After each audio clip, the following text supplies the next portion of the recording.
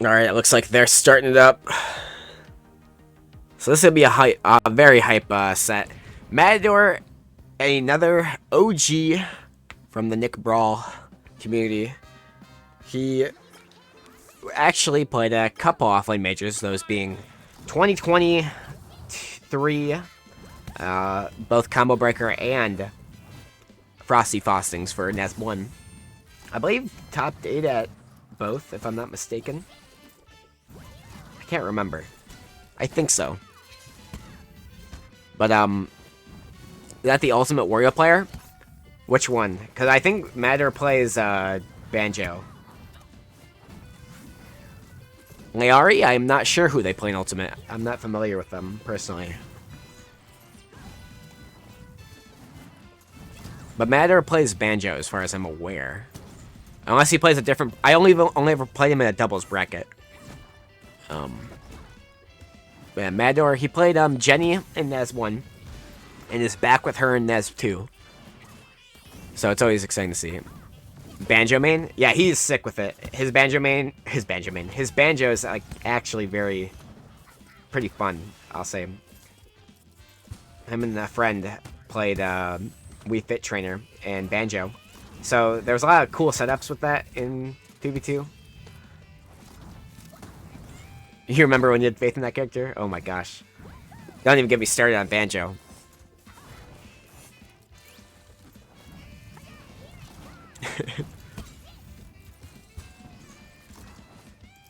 But oh my gosh, man. That character was crazy.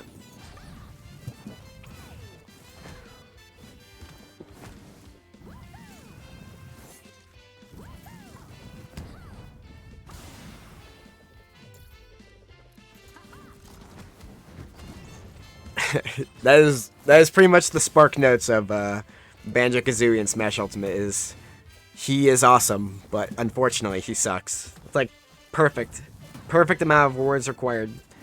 But that's kind of like Jenny in this game. Is she's kind of awesome, but she sucks. And she honestly doesn't actually suck. That's more of like just exaggeration. But just generally meta-wise, I think that she's like not necessarily like undertuned, but that's like the best word I can use. You know what I mean? Like, it's not that what she does isn't good. It's not like she doesn't have like tools and moves that function, and like it's not like she doesn't have a chain grab that does a decent chunk of damage. It's just that like she doesn't like have the same like X factor of I can just kill you at 0. Like I don't think she sucks at all. I just think like there are too many characters that, at least last patch, I'm not confident about the meta yet in terms of this patch, but it feels like it still kind of rings true, is that like her tools are a little bit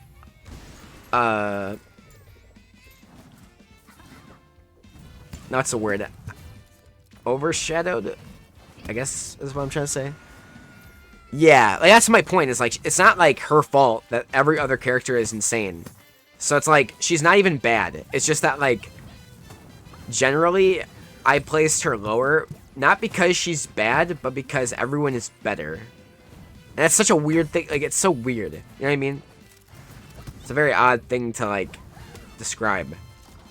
Like if you tuned her moves slightly different so that like you had more hits done on her like Esther, and her Nair had a little bit more knockback, like, she'd be ridiculous. Or if her sup air couldn't be as DI'd as much, like, she'd be crazy. You know what I mean? But, like, because that's not the case, she's just really, really good. But also, what that means in this game is that she's completely viable. It just means that there are characters that are really dang good. It's such an interesting spot to be in.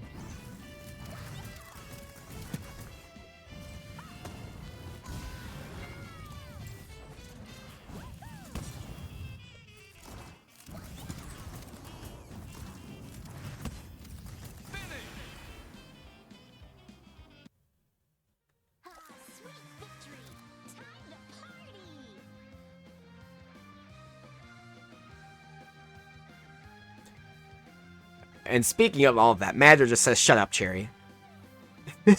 He's like, shut up. The meta? What the hell is that? What's the meta?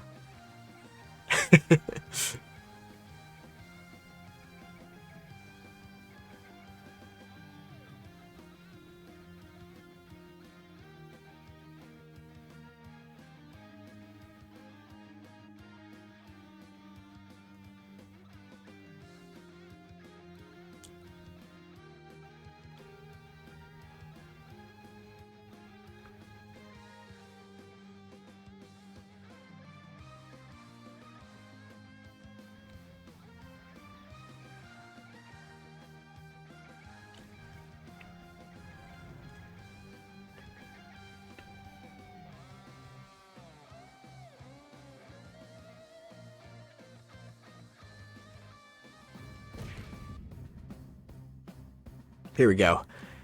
Game number 2, chat. And we're going to Urkin. I have not seen this stage, I think, all day. So, I'm all for it. I actually love this, I've always loved the vibe, both of NASB2 Urkin and this one. And I kind of do like, the size of this Urkin a lot better than the previous game. So, I'm all for the smaller size.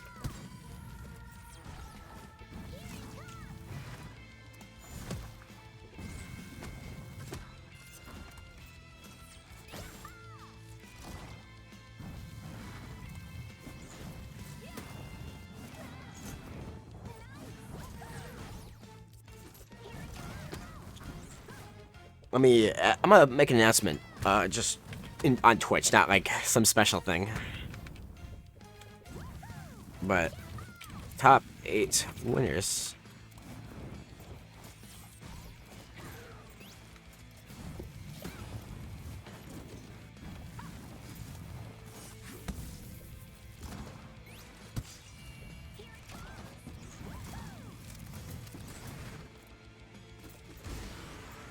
So yeah, top 8 will start after the set. And I know we're only in losers round 4, but we can, in fact, start the winner's side of the bracket. And our goal with this is that hopefully by the time winners finishes, and it looks like projected to, it will, we'll be able to kind of roll right into the loser's side by the time we're finished completely with winner's side of the bracket. Breaking news! And you know, for a best of 5 bracket, this isn't running too badly. It's only 8 of 5, so the bracket's been going on for an hour and a half. That's not bad. Not bad at all. Quite impressive, actually. And sure, it is... Oh, God. Okay. Nice use of that EX Slime. Getting back. But... Lyarri needs to get... Oh, I love the use of that metal bending. But hey, has to get something going here. This might be a 4-stock. Matador looking insane right now. Alright, question, chat. Is Matador the best North American Jenny? Because right now, it's looking like he might be. That was, yeah, like, that's what I was thinking, too. Like, his ledge trapping is crazy with this character. Dude just seems to have a very solid punish game right now. Like, look at this. Like, this edge guarding with... Ooh! Almost covering every option there. This gap attack just barely hitting. Nice little nair here or there. Projectile. Goes for the snare just to say, hey, YOLO.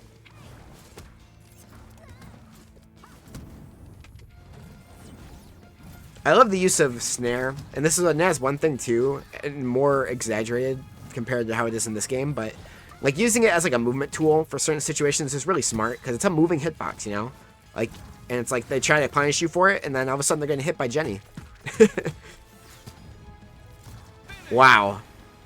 And that's another game in the books. For Matador.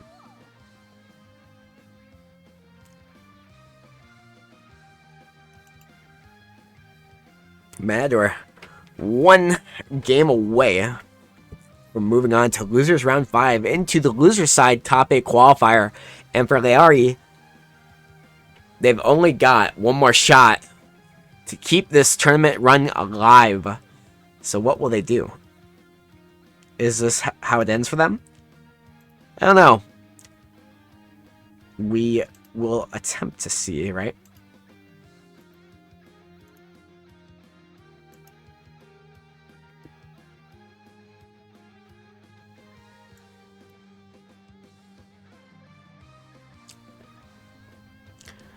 And kind of in an interesting turn of events, just kind of giving you guys an update in terms of where the rest of the bracket is heading. Nintunist, one of the players we watched in our first set, actually is still in the bracket. Shout out to them. They're making a good-ass run right now. And they're playing against Shishi Lilbro, the Gerald player who I originally thought that, in terms of seeding, they would end up playing round 1 before I updated it. So that's actually really awesome that they still ended up playing. But it's much further in than I expected. And currently, Nintunist is winning 2-1. But it's hard to say. It's a long set, so I imagine maybe they're in game 3. Or game 4, rather. So we'll see how that ends up going. But right now, we're watching Matador take that first stock from Korra. And oh my gosh. Nice little jab here to the down throw.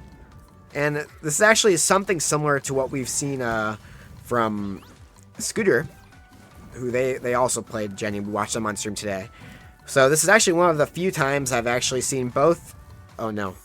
Able to make that back, no slime needed. But, oh. Unfortunately for Lyarri, not doing the same thing. This is crazy. And it's looking pretty grim if you're not a Matador fan. If you are a Matador fan, I'm sure you're eating. This is like Christmas all over again. Christmas figgy pudding. But finally taking a stock. The signs of life here. I love that. Drag down air. Drag down fair. Try to hit it with a missile. Cool idea.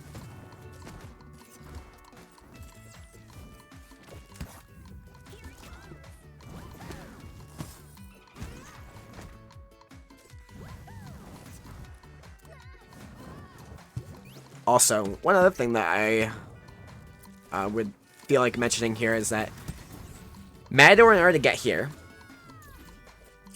let's go in reverse. He 3-0'd Do the Fig. He ended up losing to... He actually beat Hawk, who I think that's a... Is that... I can't remember if that's an upset. I feel like that has to be, right? I don't know. That's a pretty damn good first win. Then losing to Vert, which I feel like isn't too surprising, but hey, it was 3-1. So that's not crazy. You know what I mean? Like, that's pretty dang good. At least taking a game off of somebody who goes Vert. Shout out to Vert, who, by the way, qualified for winner side top 8, beating OMJ. 3-0, might I add.